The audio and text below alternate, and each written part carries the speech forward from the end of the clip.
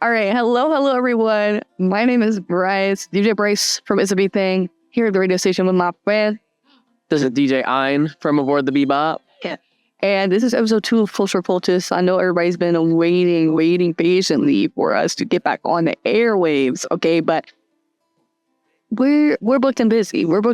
So Very busy. So like it just had to be done. We had to get the hype up for the episode before we posted it. So, you know. This week, we decided we want to talk about basically our problems, because obviously we talk about this whole podcast, its purpose is to bring attention to media literacy and get rid of the idea that like, oh, the things we watch are not that serious and we shouldn't be talking about them. So we want to talk about fan culture and some of our pet peeves with fandom culture, because I think that the changes that we have seen undergone in like our lifetimes in regards to fandom culture are responsible for a lot of the problems we're seeing nowadays when it comes to media literacy. So like, what about meism and bean soup theory? If you've heard about that, you know, this a huge idea of like purity culture and over policing of fandoms. And this idea that like fans are somehow more smarter or more correct than writers and creators of shows. And the parasocial relationships that we're seeing people have now with both creators and voice actors and actors for like a lot of these shows. And I feel like this is really sad because fandom culture was really important to me growing up. Agreed. Just a little PSA. And because we are the only generation, I've talked about this with some of my professors who I'm like doing some research with, that Gen Z, our generation, has this really unique perspective because we are the generation who grew up with specifically the transition between just a mass media network into a social media network. Yes. And so we saw it go from something that was an access for information and entertainment to now being a community, a way of finding friends and forming relationships and finding your identity, basically. I remember like one of the OG fandoms that I was a part of was Mama, I was there for the She-Ra fandom. This is my one claim to fame. My friends were there for the Voltron. I was not. I was not with either. So if we're talking about that circle, like, mine was Owl House. Yeah. Nice. That was my circle. But my first fandom that I remember being in was Creepypasta. Yeah. When I was like 8 years old and should not have been watching that. But yes, Creepypasta was probably my first fandom. OGs remember Pasta for Breakfast. Shut up. It's great.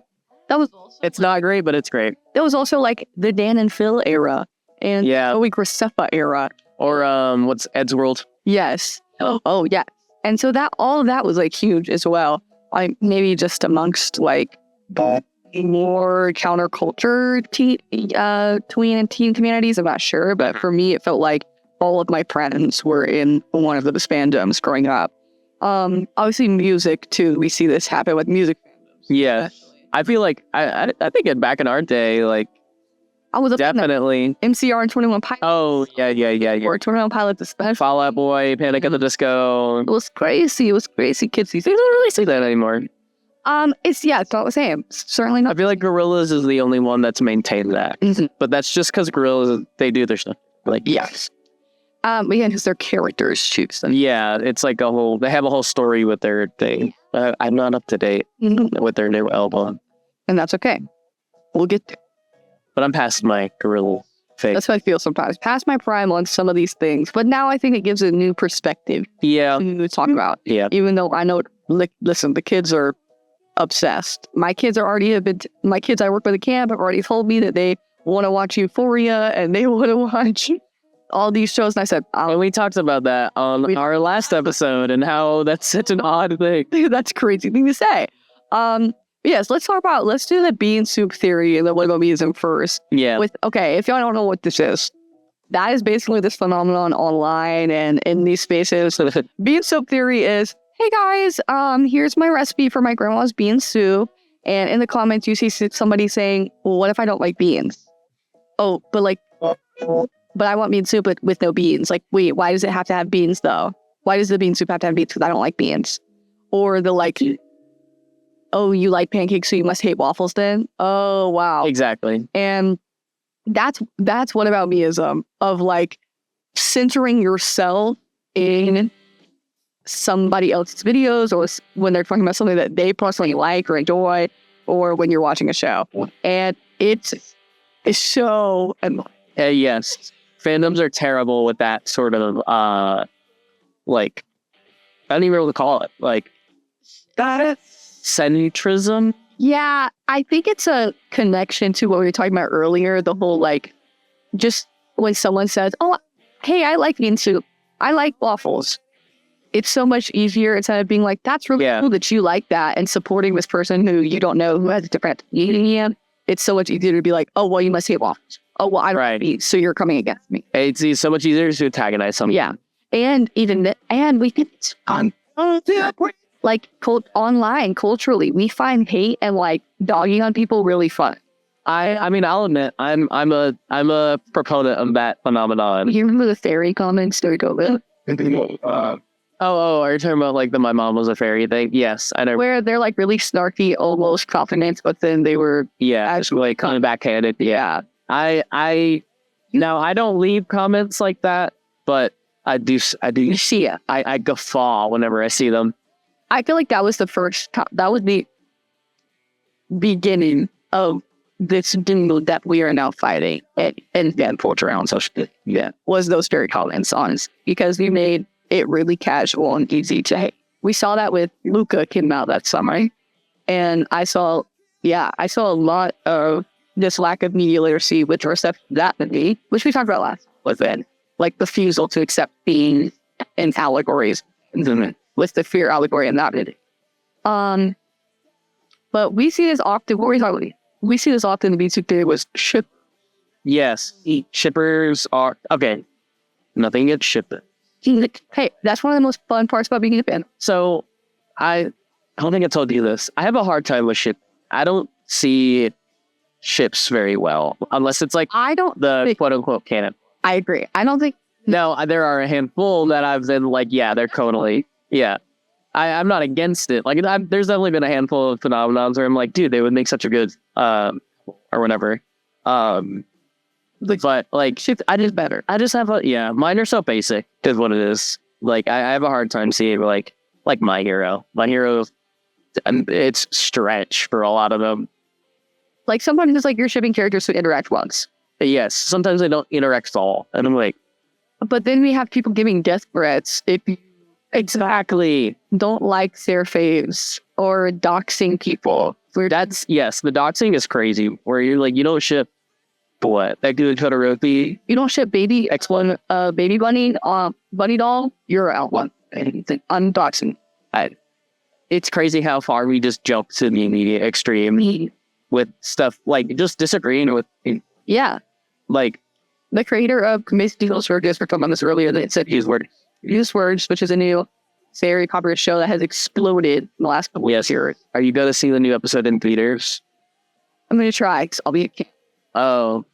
So if I don't see it in theaters, I'm going to do a watch party. I will most likely be seeing it in theaters with my friends. I'm so putting all episode 9 together. Are you going to be in theaters when June? No. It's a weekend in June. Ooh. It's like 3 days.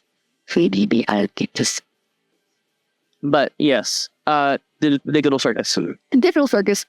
The creator is like very talkative with the fans. And that's great, honestly. Like, they went to this Alex Hirsch school of cartoon person.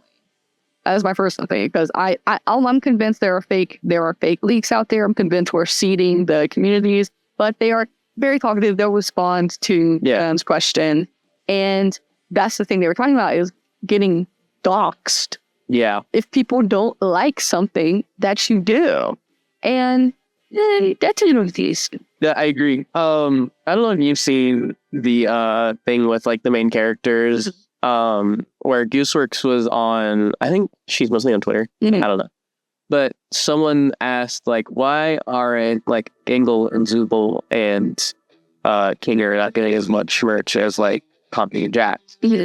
And she responded like, oh, well, Tommy and Jackson are the main characters. They get the most screen time. Of course, they're going to have the most stuff.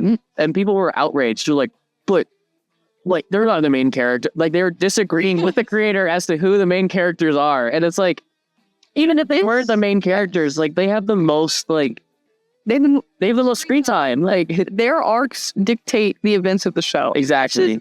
This is the crux of What About Meism, is this idea that me as a fan, that I know more or am more right or more deserving in my opinions about characters or how the show could go than the people who are making the show. Exactly.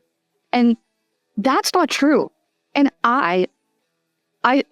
we've lost nuance as a society. I agree. Everything has to be like so face value. And like, what's the term? Second screenable? Second screen viewing. We're writing for second screen viewing. So dumb. Which is terrible. Which, if you're not familiar with that, that's something that happened in the recent Stranger Things season. And in general, by most streaming services and most producers of content have their writers write for second screen viewing, which means they're writing the stories with the assumption that people are going to be scrolling or watching something else or doing something else while watching. People can't pay attention to something, so they have to repeat the thing that they just did. So like 5 minutes later. And I'm like, dude. And that loses time for character development, but also it's unnecessary. Is also like simplifies it. It's not trusting your audience as an actor. It's baby writing. Baby writing. And if I have to tell you 100 times, the door goes to the circus. Well, if I said that 15 times in the episode, there's still going to be 100 fans who say, but why? Why is the door do that? But why did the door go? And this is where, this leads us perfectly actually into our next point. What we want to talk about is also with this idea of like fans being smarter than creators somehow. Sure. Now we see it. It's almost like how on social media you see a lot of therapy speak nowadays. Buzzwords. We love buzzwords in today's society because they make us sound smart and they're a really easy and quick way to get a point across and feel like you're saying something or saying something specific. And so now we're starting to see that with like writing and plot related words when it comes to the conversations around popular pieces in the media. Mm-hmm. And this is this idea of what we have talked about on our like little bullet points here is a plot versus a loose end. Yes. Now I think that's a bit real quick before we stray too far from the digital circuits. Yeah, this is a part of it. Well, you don't. Okay, I have a guess. Is it Zooble? Oh wait, okay. This is far away. Okay, Zooble is like objectively my favorite character, but in the show, the nightmare sequence was so good. Yeah, in Zooble, I relate to the most, and I see just the vision. I feel, and I just love the concept. And I don't want Zooble to be a main character. I'm not in the fandom. I just am watching the show as somebody. I've been there since day one. Yeah, as someone who enjoys pieces of media that, like, especially animated media that has like complicated lore. I obviously am just gonna tune into anything like this, and I'm enjoying it a lot. And so Zooble, I don't want her to be a main character. I don't want them to be a main character. I don't need them to be a main character because they serve. I feel like Utterbolt shine more though because she's on the screen less. And that's something that Ensemble Cast is okay. This is something that, as a person who writes, as a person who's in theater, as a person who's in creative industry, one of the things that you first learn, and I'll never forget learning this, is when you have a trick or a really good and impressive thing or something that you know audiences are going to enjoy and really like. So, for instance, that might be a character like Kinger, a character like Zooble. It's so much better as a writer or a director or a creator or XYZ to use that thing that you know people are going to really like sparingly. It actually serves its purpose more when you use it sparingly than if you were to like constantly exercise this. Hey, here's this. Okay. And now here's this really impressive thing. For instance, like here's this impressive puppet that I built for the show. It's going to show up in every scene now. It's not that impressive anymore. Right. So that's why you don't need these people to be, every character, all the fan favorites can't be the main character. It can't. Then you don't have a show. Cool. Then they're not going to be really plot. You're right. And that's the problem I think that we have That's where we have lost the plot. Okay. So Zubal's your favorite? It's Zubal, and in the context of the show, it's gonna be Jax. It is gonna be Jax. Like that. It's gonna be Jax. I was telling you about this, but like this kind of leads into what we were saying earlier about like hating. I mean, okay, I haven't had like public outcry over this beginning. But like I've definitely had people who are like, what? But like I don't like Jax. But so many people are like, dude, you don't get Jax's character, and like if you don't know, Jax is like a almost push people away because I don't want to be hurt, tortured. Yeah, because like he's been hurt in the past. Okay, I get that. Like that's his character. That is his character. It's very clear in the show. I don't like that character, is what it is. I was telling you, like the people in real life like that, I don't like those kind of people. And I've had people be like, "But you just don't get the character, or you don't like, and you don't get it." And I'm like, I do get it, but that's why I don't like it. And that's why I don't like it. And that's, yes, exactly.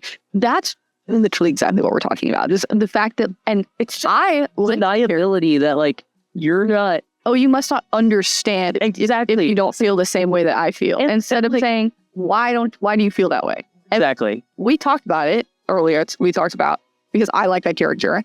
And when you made your point about why you don't like that character, not enjoying people like that in real life, we were talking about how the point is that as a character, especially in animated shows, especially in shorter shows in general, you have to simplify some character traits because real people don't always behave in the most like irrational ways, nor do they necessarily, we want them to behave in extreme ways like Jax's character behaves. However, so for the real people, like I feel like I do behave this sometimes the way Jax behaves, so I can relate to him.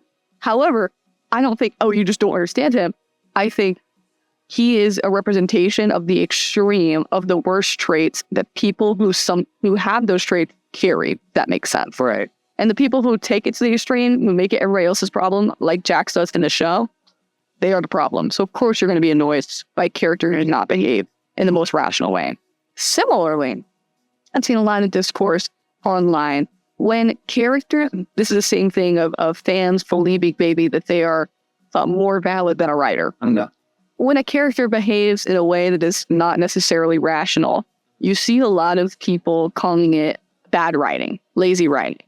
When a character makes a choice that's against their own best interest. Mm-hmm.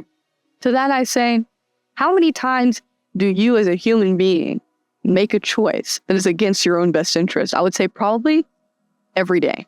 Right. And so we just want... And that's not to say like it's a life-destroying choice, but like... I'm not always going to make... I don't have all the information as a person. So it makes sense that a character... And it's... the reason why... And something and then like... Oh, that was smart. Dang, okay, yep. I accidentally hurt somebody's feelings. I wish I hadn't done that, but I did it. And if we continue over-policing shows as fans and wanting them to be only about our faves, wanting all of our opinions to be correct, wanting characters to never make a choice that makes us upset, then you're never going to be... an interesting character. That's not interesting to watch. And it's also not going to teach you anything. It's not going to make you reflect on anything. The reason why I get annoyed when a character makes a stupid decision is not because it's bad writing. That feeling in my body when I watch them make that bad decision is not because it's bad or lazy writing. Is because I relate to and understand the experience of making a bad decision. Nothing, you don't like it because they're dumb or something. It's because like... It's like, oh my God, why did you do that? Yeah. Oh, yes. It's a human thing to be like, why did you do that? Why did you do that? Yeah, like... And everyone had that moment. Because everyone has had that moment. And so if we continue shying away from the feelings that are being brought up when we're watching something, we will never have these difficult conversations. We will and some of these conversations shouldn't even be difficult. Exactly. Should just be slightly self-reflective. Because the purpose, again, I think we probably talked about this in the first episode, the purpose of all media is to teach you something. Right. Make you think about something. Okay, it all serves a purpose. Nothing exists is thrown out into the void for no reason. Yeah. Do you have any comments about parasocial relationships with characters and creators. So we were talking about this before. This is a really recent thing, right? This happened 3 or 4 days ago. Yeah. But we were talking about this earlier about that email that the voice actor, I don't know the character or that guy's name. I think it's Mabel is the character's name. But the woman that voices Mabel, who's the main character in the new Fairly Odd Parents, like reboot, she got an email from a guy who was like, who was like, I'm obsessed with Mink, and like to see you shipping Mabel with this I don't know the character. I think his name's like Devin or something like that. To see you ship the character with Devin, like it really breaks my heart because Mabel's mine, and and like it just this crazy like I'm not gonna equate it to the Dork Stalker, but like it's giving that level. And like there's a lot of people online who are like the semi related talking about who are like, oh, just don't pay them any mind, just like ignore the people. They're just weird. That's like a prop. Yeah, because like again, ignore it. Like are you familiar with the Bjork Stalker? Mm-hmm. Like if you don't know, the Bjork Stalker was obsessed with Bjork, obviously. But he ended up taking his own life on video because of his obsession with Bjork, and he tried to like assault Bjork, and I think at one point tried to kill her. Mm-hmm. I mean, Taylor Swift went into hiding for 7 years because we had a stalker. Yes, that too. That's a modern example. I think the Bjork stalker is probably the most extreme. Yeah, I would say. But yeah, it's like, sorry, but like, yeah, parasocial relationship. Getting back on topic, like seeing people online who are like, oh, I relate so much to, I don't know, let's just say Jack, or whatever. I relate so much to Jack, and then seeing them like, just nitpick every little decision that the character make, because they're like, oh, but my headcanon is that he won't exactly what that. Thank you. Like the writers don't understand Jack's character, and like he wouldn't do that. The writers decide the character, and it's like, dude, like this person made the character. Like, oh, the Bible. And there are times I think about like Harry Potter, for instance. Hey, we may think about it, but what was the Asian character's name? Yeah, Cho Chang. And Kingsley Shackley. Yes, that was a flex.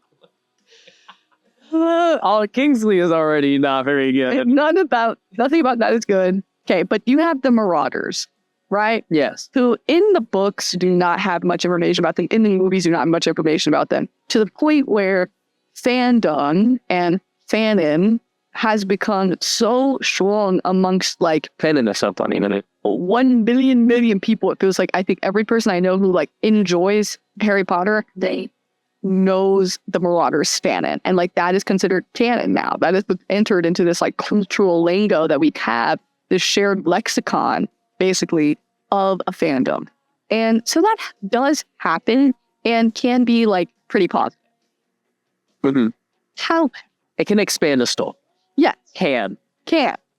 However, when we start to think that we're smarter than the writers, when we allow or when we ignore behavior like what you were just talking about, when we choose to just ignore the extremities of how this behavior manifests itself with stalkers, you're not talking about the dangers that can come with, and this might be a little bit hard, but living outside of reality at that level. That's a good way. And that comes with like, oh, I genuinely believe that this character, that my favorite social media influencer, that my favorite writer, that my favorite actor, that my favorite singer is invested in me as. And now I feel like the biggest example of that is like Twitch streamers. Yes. Oh, yeah. Like the I hope they say my name. It's scary. Yeah. You see it with music. You see it with bands all the time. I see it with like vocal band. And I think that, and these people don't know. this is representative of a larger issue that we could talk about for hundreds of years of just how isolated we have become as a society. Yeah. And like we talked about at the beginning, fan spaces are so important to building community. That's one. Yes, I love fandoms. I love learning about fandoms. Even if I'm not in them, I just love learning. Tell me the drama. Yeah. Like Voltron is probably the biggest.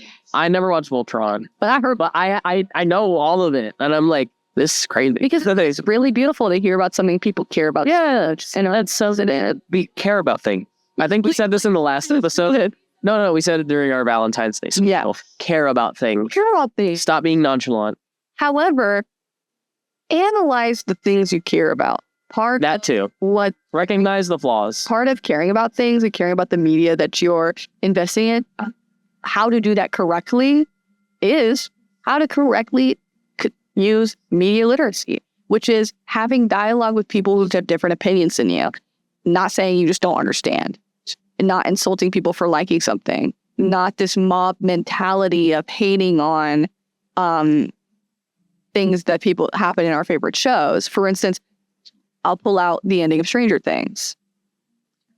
And so focusing only on the negatives and the absolutes, basically, and believing that fans are smarter and that your experience as a fan that was probably my biggest gripe with Stranger Things. And it was that so many people were so hung up. And I know, like, at the time it was new. So, like, that probably was the thing with it. Like, okay, yes, I'll get so there's plot holes and they're big ones. A plot hole is different from a loose end, though. Yes. I personally believe they were loose ends, personally. And I think that we have media literacy and we don't pay attention. Okay, so like looking past, because there are the two big plot holes are like the Will should have died. Yeah. And like the creatures were in the abyss. Okay, yes. I get that. Those are big. But like the ending is serviceable. Like the ending makes sense. Is it kind of generic? Yes. But we also we don't see endings a lot. We forget we live in a day and age where things are getting canceled. Right. Those are either like Smiley Friends. I'll give Smiley Friends some credit though, because they managed to put a finale together. Yes, but I mean, it was also a voluntary, like, not that Smiling Friends is like a ending show, but yes, I'll give them a little credit. Zach Hadel and Michael Cusack wanted to end it where it did. But they said they might return, so fingers crossed. Fingers crossed. We don't see a lot of endings, especially in live action shows. Iconic ones people get really attached to. I'm not okay with this. Oh my god. The runarounds was canceled. Don't even remind me about okay with this. So good. Really phenomenal and really beloved. The Society shows. This is their live action, but Inside Job are getting canceled for tax cuts for studios, and among that just for no reason. And so we haven't seen an ending in a really long time. And an ending is the hardest thing to pull off as a creator, especially in an episodic structure like a TV show compared to like yeah. So man, cut us a little slack. The idea that we tried to have some fanon that there would be an entire new episode just because we did actual delusion. Just because we didn't like something, just because our favorite ship didn't get together. The ship was never going to happen, guys. I'm going to get flamed. I will say the queer baiting was a little crazy, but yeah, it was never going to happen, guys. Come on now. That is where it gets crazy. That is basically the crux of our concerns for fan culture in the future is just disconnection from reality. And being disconnected from reality makes it so we can't have conversations like the ones that we've been having, and makes it so that we cannot continue like pushing for media literacy. And that just cannot be how we live. Yes, I wholeheartedly agree. Because that's not the purpose of a multimedia network. That is not the purpose of social media. At its crux, that's my personal belief. Obviously, they are built for profit, but outside of that, I think that they are meant for discourse and learning and bonding and things like that. And so if we continue on this path, I'll be very concerned. So I urge people to, what do you feel like the solution is? I don't think there ever is going to be a solution. Like, this is our tendency. As bleak as it kind of sounds, I always think that fandoms, I mean, it's human nature. So like, there's always going to be bad parts of fandom. Oh yeah. But I will say, when you find a good fandom, nothing feels better than getting into something new and finding a good fandom, or one that embraces itself. So like inside jokes. Exactly. Okay, so I'm gonna give some examples. Bad versus good. Real TikTok 2020 Harry Potter fans deep cut know about Golden Boy, and if you don't know I know nothing about it. Oh, don't you worry, because barely anyone knows this. But this is another one of my claim to fame of existing in a fandom at the OG. I'm the OG, arguably the first person within this fandom. I watched it grow from the ground up, and I watched it die. And stuff like that. Like, that's so fun. Yes. With that, I'm going to name a bad fandom that embraces itself and a good fandom that embraces it. So I know you're not very knowledgeable in this show, but Hazbin Hotel. Yeah. One of the worst fandoms is just... I don't know what it is. Okay. So are you familiar with the fandom at all? Yes. Okay. So if you don't know, Hazbin Hotel is this terrible show that I love. And those exist. Yes. I can recognize that it's not very good. I can definitely recognize it's not very good. But that's kind of the part that I like about it. Because when it has its high moments, it feels so rewarding. Mm-hmm. But I can recognize that the show's bad. And there are fans out there. Like, I have so many, like, me and my friends call ourselves closeted Hazbin fans. Oh, yeah. Because we don't want to be lumped in with the bad ones. And that sucks. I agree. I wish I had the confidence of an average Hazbin fan. And now sometimes fandoms gain, like, negative connotations because... Hazbin is probably the biggest example. Because of stereotypes and things outside of their control. But also, like, the behavior is obviously speaking for itself nowadays, and we need to move past it in a more positive direction. Yes. But Hazbin fans very much embrace themselves. But the thing is, they embrace the worst parts of the show. Like, one of the big memes with Hazbin is like, there's too much cussing. Mm-hmm. There is. Hazbin fans do that. You know, Hazbin fans are always very like in your face. Yeah. So totally true. They're very argumentative, even amongst each other. So true. Like, I don't know. And they're so young. They're not so young. And for such a show with like raunchy humor and like very adult themes, the fans are like 14. Like, I saw a girl who was like, I'm telling you, she had to be 8. Yep. That was at like a Hazbin Hotel. And we're gonna support this. We're gonna support this show with our life too. I know you're not. The fans. Oh. I think that we, as in you and me. Unfortunately. Yeah, I know. I understand not liking it. I think it is kind of a good concept and has some really good moments. Yes, it has, like, its high moments are great, but it's just that it's like Mount Everest. It's like one big peak and then it's just flat. Adoption care is a topic not but know about in weird here. Yeah. What's your good idea? Sorry. I had a little moment. Transformers. Transformers fans are some of the most wholesome fans out there because they can embrace the media that is out there. So, like, I mean, it's a lot of adults, which, I mean, it's fine. It's a lot of people that grew up with Transformers, like me. But, I mean, I grew up with a different era. But, like, you know, you see all these, like, G1 fans. You know, they're like, oh, look at my awesome Bumblebee collection or whatever. And it's like, we're so wholesome. Like, don't change, Robert from Connecticut. I feel that Spider-Man. I'm going to hesitate with saying Marvel. I'm going to hesitate with saying Marvel. Anyways, Transformers. Like, and it's so great because I love watching media analysis of like the Transformers movies, because if you look at them, it's like, you know, 1986, great movie. Bumblebee, great movie. Rise of the Beasts, okay. Transformers 1, awesome. Best. I'm going to say it, objectively the best Transformers movie. All of the Bayformers movies, one of the worst examples of what Transformers is and what it's about. And it's like, okay, they're supposed to be summer blockbusters. I can look past it. Yeah. And that's what a lot of people view Bayformers as, is it's like, it's the worst example, but they're still entertaining. This is the example of 2007 Transformers is genuinely why that fandom is so good is because it can admit its faults. yes, and it can admit that those movies serve the purpose that they were meant to serve. So I can't be mad at a movie that was made to be a summer blockbuster that follows all the rules of a summer blockbuster. I can't go into a summer blockbuster movie expecting it to be an A24 tale, expecting it to be a animated a Studio Ghibli masterpiece. That's not going to happen.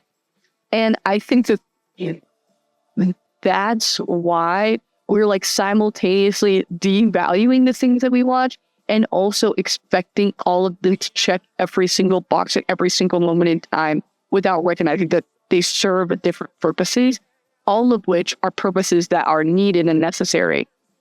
I think to everyone, like I think we should be consuming every different type of movie, type show. Yeah. Give everything a try. Because otherwise they wouldn't exist, because I think that media all represent pieces of the human experience that we all share and know.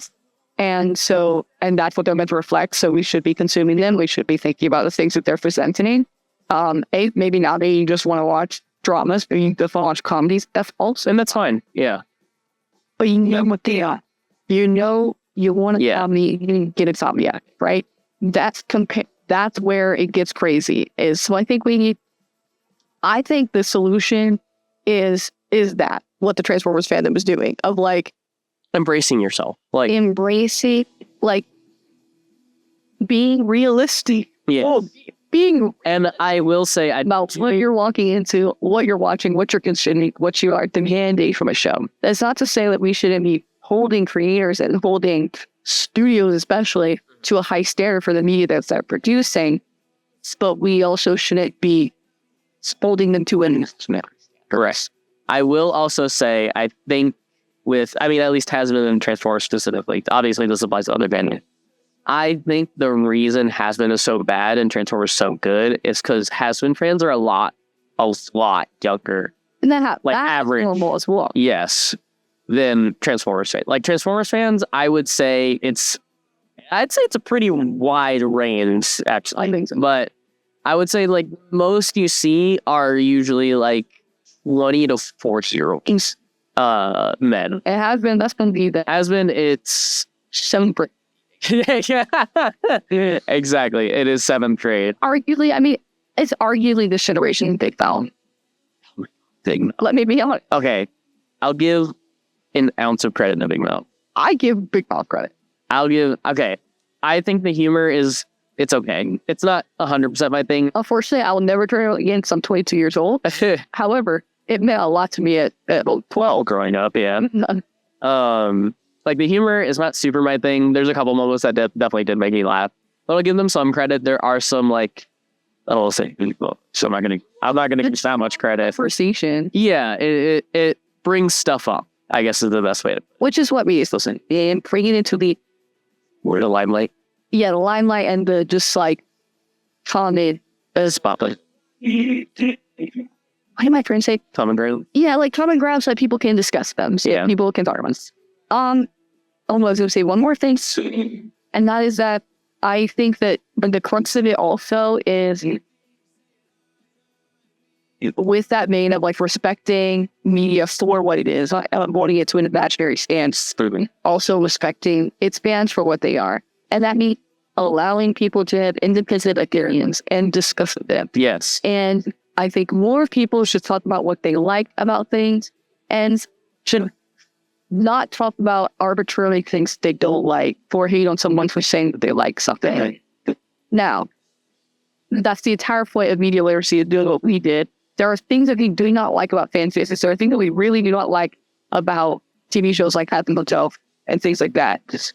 That you can call lazy, bad, whatever people want to call them nowadays. But the point is that conversation helps us to be smarter, helps us to get rid of this, it's not that deep, the what about me is the being theory, to know that like everything is that serious, everything is that deep, the fandom spaces we create, how we impact characters, how we discuss our writing. It's like holding two very different sides of a coin at the same time. Yeah. And both of them, like for one of our episodes, basically, the first episode was about like getting rid of the it's not that deep about it and being like, no, everything is that serious. I think this episode is also about saying you are not the focus, the reason, like the center of the universe, basically the reason for something existing. And you not liking something, it is actually not that. You not liking something is not that. Yeah. Because it's learning to balance it. Facts are facts. You cannot like a choice a writer made. Doesn't objectively make them a bad writer. Yes. Writing has rules. And even then, like, not to say what are you going to do about it, but like it's done. Like, you shouldn't change a movie after it's done. Indeed. Just, no, I literally no offense, Georg, but... No offense, posthumous CG being added in. I will say the only two that I can think of that I'm like, okay, good change, was changing Jabba the Hutt from being just a guy to what everyone knows Jabba to being. And making, I forget his name, but making Anakin the Force Ghost in the last movie, or not the last movie, but the sixth, yes. We can lose sometimes, guys. But yeah. I think those were fine. Everything else, dumb. We lit. McClunky. Have you seen that one? the CG dinosaur that crosses across the screen. Not needed. But it's hard to talk about this stuff. It's hard to exist in fan spaces. It's hard to exist in fan spaces. But I will say, please reach out into other fandoms. Yeah. See what they're about. Talk about it in real life. Talk about the things you like. You need to nerd out. And I'm not talking like we're not talking like, oh, I like that movie. We're talking like, get into it. Seriously. Like, tell me all the lore. Tell me tell me which content creators did something bad. Tell me everything. I'm done. Let me hear all about. Exactly. Cultural anthropology of fandom space. Period. Now, I do want to bring up one more thing. Okay. I would like to talk about what the lack of content does in the chat. Interesting. So I think I don't know about you, but like I'm very much on like the video game side of it, and there's every Valve game. So like Half-Life. I know Portal.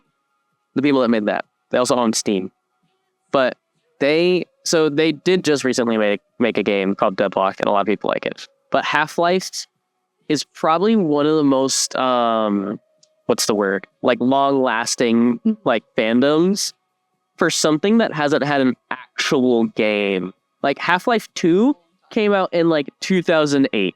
Yep. I know there's Half-Life Alyx, but most people consider that like a half game. Yes. And they're literally going crazy. Like if you go on their subreddit, they're like, just counted every tile in this room, 283. Like, new things to do. It's kind of like what is the word? Something breeds innovation. Desperation breeds innovation. Yes. Creativity. What is something? It's something along those lines. It's like that. Like when you put somebody in a blank room, they gonna figure something out. Exactly. Create something. I think another fandom. I don't think we've ever talked about this fandom, but it's one that I'm very much in. But SCP. You know SCP? Okay.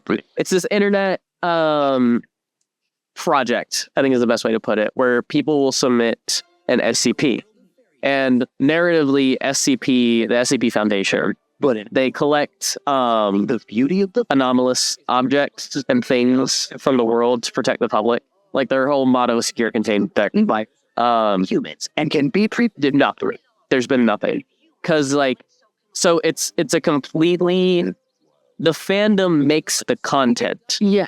And there hasn't been a hit by the U.S. in years. Yeah. And there's so...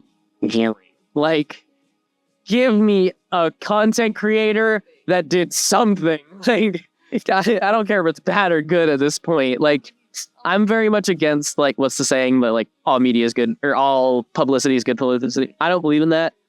Give me the publicity. Like, you won't take anything. Exactly. Like, the last big thing I can think of is this guy made 2 short films that were really good. I would love to watch them. But he made 2 short films that were really, really, really good. I feel like, please explain to me. He was like, it's on the table and thinking about it. It was like 5 years ago. And everyone is like, give me something. There's one game called SCP Secret Lab. It's holding the fandom on its back. And I don't even think most of the people that play are SCP fans. I feel like that's where it's important. I love SCP, but oh my god, that's so boring. That's when it's really important to continue dialogue to ensure that, like, things like that live on and that are not bogged down by what we see now, like brand new fandoms. That's why all of the old fandoms that we're talking about are seem to be so much better. Yes, SCP is really old. Even though there's starting to, even though there's literally no content for them, they're so much better off, like culturally, you could say. They're so tight, like close knit, because they don't suffer from what now new fandoms and young people are suffering from, of all of this like self-centeredness and this purity culture and fear of being uncomfortable and everything you need to fit. Yes, I think that's it. I think that's a good thing to talk about. Well, is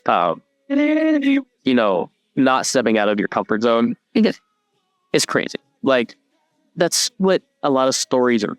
That is like the horror genre. Is that step into another person's like shoes and to view other perspectives and to gain empathy, like a real lounge and he's like, but like, and it's crazy and to get smart. It's crazy that everyone is like, I'm so upset that and it's like, okay, I get like being upset over like a bad ending or something, or just like a not good ending. That's okay, but to be like, it shouldn't have been that way is dumb. Like, not well. There's nothing you can do about it. So let's talk about why did it end that way? Exactly. What were the plot holes? And it's like, okay, I know this information as opposed to like random hatred with no reason. Yeah, and I know this is a dumb argument. Like this is a very like that's just your opinion. That's kind of how real life is. Not everything's good ending. And as juvenile as that is literally the point of some pieces of media. Exactly. And as juvenile as it sounds, like that's kind of the reason we have bad endings. Like it's so that you feel like comfortable with that. Yeah, and it's like trying to think like I recently watched or bittersweet ending. Yeah, this will be. Oh wait, my last comment. I recently watched Sorry Baby. Not gonna spoil it, but the entire purpose of that movie, as well as I watched the drama recently. These movies are movies that have a lot of controversy when it comes to the endings because they are not feel-good endings. They do not cleanly wrap things up in bows. And it's exactly the same as what we talked about earlier in regards to like characters like Jax, where that's real life. Things are not going to wrap up cleanly. The ending is not always going to make everyone happy. The characters of Stranger Things are not always going to all stay in touch and become best friends and live the greatest life after they experience 18 years of trauma caused by monsters and coming into their town. So let's stay too. We can keep expecting everything to make us comfortable. Right. And I really and fandoms should not further that choice. Fandoms should actually challenge that instead. I'm trying to think because I definitely had the opinion of like this character. It would have been better if this character died or something like that. As much as I like a character, I'm trying to think of a specific example, but I'm blanking. But like.